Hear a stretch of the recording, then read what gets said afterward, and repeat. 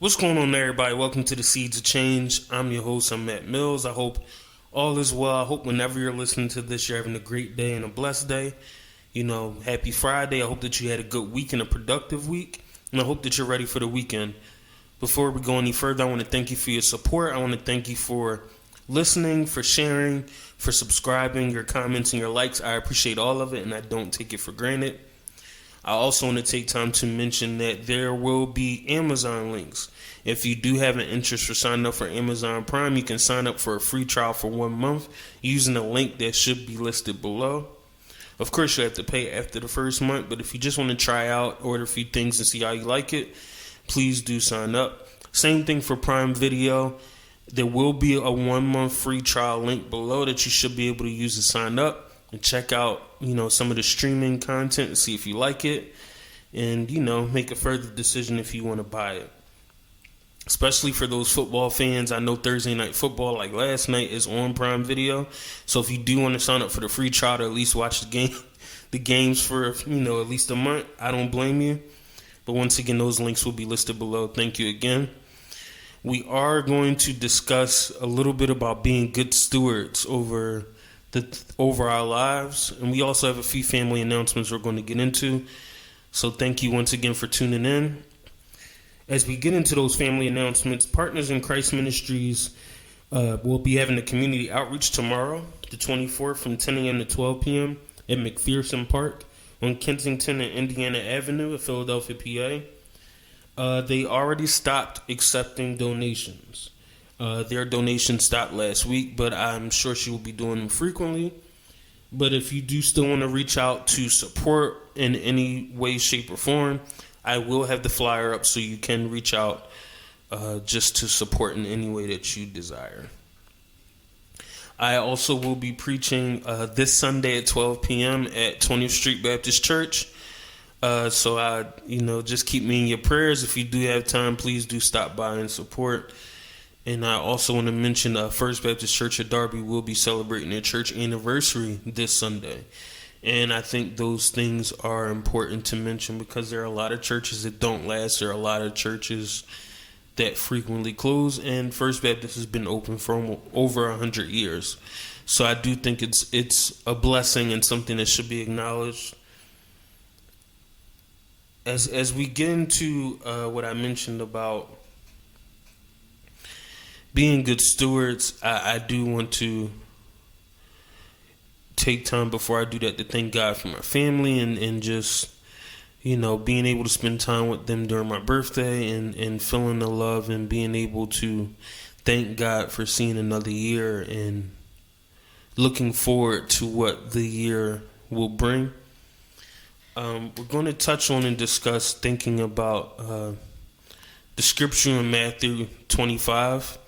Where he talks about the parable of the talents, and I'm sure many people do know the story or the parable about the talents, where he gave 1 5, 1 2, and 1 person 1.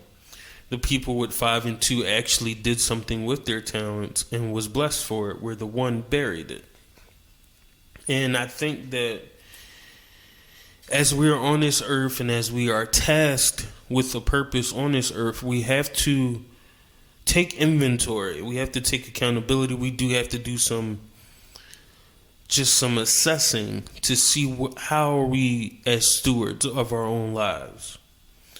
Thinking about having talents and translating that to gifts or to abilities. What do we do with them? And how are we managing them?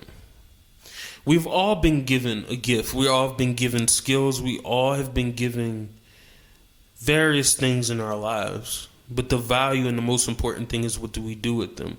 We see in this text that they were able to put them to work or put them to good use. And God blessed them, or the master blessed them for doing so. And as I think about my life, I have to responsibly sit back and think, how am I being a good steward with the life that I have? In reference to using what has been given to me. And it's not just gifts, it's everything that we have. Am I making the most of time that has been given? Am I making the most of money that I have in my possession? Am I making the most of opportunities? Am I making the most of what I own? Am I making the most of ministry in my spiritual life? In all aspects, am I having an impact socially? You have to take time to assess what type of steward you are. I think sometimes we're very quick, and I've done this too, and leave it at just our gifts and how we're using our gifts, but how are we being stewards over our lives? How are we managing our families? How are we managing our assets? How are we managing our responsibilities? How are we managing, and that includes spirituality, that includes our loving our neighbor, that includes ministry. How are we being good stewards of all that has been given to us? Because what was given to me 10 years ago isn't the same thing that I currently have. At some point, I would say I was a good steward of what I had, and therefore God blessed me with more. God was willing to enlarge my territory because I was appreciative and a good steward of the territory that I had. And I think we have to be like that. I think we're very quick to want more and ask for more and expect more, but we don't productively evaluate what type of steward we are. Very quick to pray for things that we want in life. We're pretty quick to pray for things to change or new opportunities, but are we making the most of what has currently been given is the question. And sometimes we'll be doing well in some instances, and other times we might not. And that's why this inventory is important, because at times you can be doing very well economically, but your spirituality has fallen to the wayside. Or you might be doing well economically and your family life has fallen to the wayside. Or you might be doing well with your family economically, even some spirituality, and then socially it has fallen by the wayside. You are not aware of anything going on socially around you. You have no social impact. You have no service attached to you. You have no ministry outside of going to church. You don't serve others or attempt to help others. Some of us don't take the time to evaluate what are we doing with what has been given. We often pray for more and ask for more time and opportunity, and we want to be elevated in church because we think it's the cool thing. It's going to give us status, but we don't value and manage and be good stewards of what we have. Case in point, the one that had 2, we don't see it in the text that he coveted the man that had 5. We don't. We read that they both went to work with what they had. So I would challenge you that you're going to struggle being a good steward of what you have if you spend a good amount of your time coveting what someone else does. If you spend a lot of time saying or wondering why they have what they have and you don't, you might be blowing the opportunity to get even greater, because that's what's in store for you. There's a process that you have to go through in order to get what God has for you. And you shouldn't limit God based on what you see in someone else, because maybe what he has for you is beyond what you can think of or beyond what you can see in someone else's life. But you have to go through the process. And in that process, manage and be a good steward of what you've already been blessed with. But if you're so busy looking at other things and other people that you don't appreciate what you have, you'll never learn to work with and master what you have. So that's why I wanted to bring this up in a practical way, that I think we need to learn how to be stewards of the life we've been blessed with. That means designating time with your loved ones. That means learning how to be more effective and passionate at work. How to chase after God and discern on what He desires from you in reference to ministry. Because work can be ministry, but it also can be more than that. How could you be impactful in your society? How could you provide service to bless the people you live among? You're asking for more money to do other things, but you don't manage what I've given you. What skills could you possess and research to manage what I've blessed you with better? That includes financial, that includes time management, family management, ministry management, spirituality management. Do you read? Do you pray?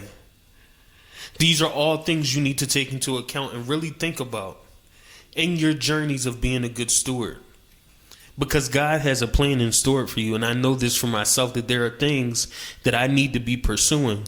But I also need to take inventory and evaluate me as a steward before I go further. Because the things that God has for me in my future, I can't afford to be a bad steward then. I can't afford not to prepare myself now so that when I reach those things, I won't fail. We each have been given talents. We each have been given gifts. Be good stewards of what you were given. Put to good use what you've been given across the board. And if you realize that you're not putting something to good use, take time to research and seek God on how you can be better with managing what you have. And I promise you won't regret it. I hope you take time to listen to what I'm saying and actually do the work, because I know I'm going to, and I already started. So I'm challenging you to do the same thing in your life, and I challenge you to challenge someone else in your life to do the same thing. To ask them and challenge them to evaluate the type of stewardship they display with what they have. And I guarantee you your life will be better for it. So once again, I thank you for your time. I thank you for listening and being a part. I hope that if you're not a subscriber, you do subscribe. I hope that if you do have a comment, you please do leave a comment. I hope that you like. I hope that you share. Remember how important it is to be the change and to live your change and to share your change. We are here to grow. We are here to fulfill the work that God has for us. And more importantly, we're also here to share it. Share it with others. Bless their lives for as much as your life has been blessed. And I ask that you enjoy your weekend. I ask that you make the most of the time that you have, because it's something that you can't get back. And I value the fact that you took your time to share with me.